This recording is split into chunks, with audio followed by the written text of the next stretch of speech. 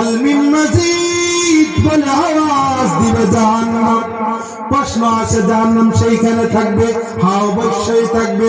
রব্বুল আলামিন ভিন্ন আয়াতের মধ্যে বলেন ওয়াজিআ ইয়াউমাইযিন বিজাহান্নাম, জাহান্নামকে কিয়ামতের ময়দানের মধ্যে উপস্থিত করা হবে, হাজির করা হবে।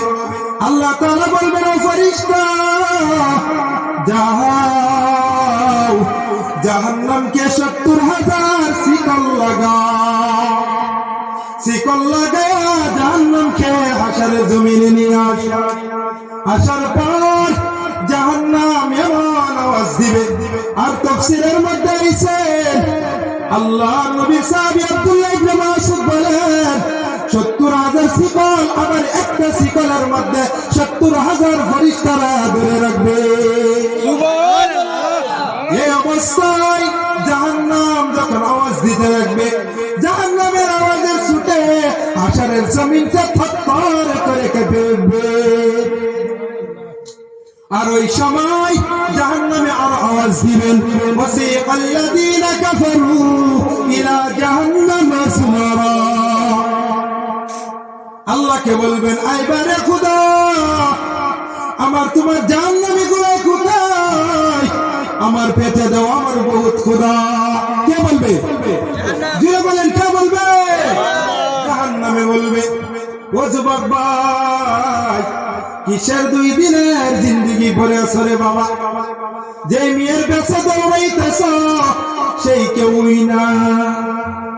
আছে কেউ? কেউই না। ও যুবক ভাই জাহান্নাম যেখানে আলাদ করে আসবে, আব্দুল্লাহ ইবনে মাসউদ বলেন জাহান্নাম এই 70,000 শিকল নিয়ে পাগলের মতো আসতে থাকবে।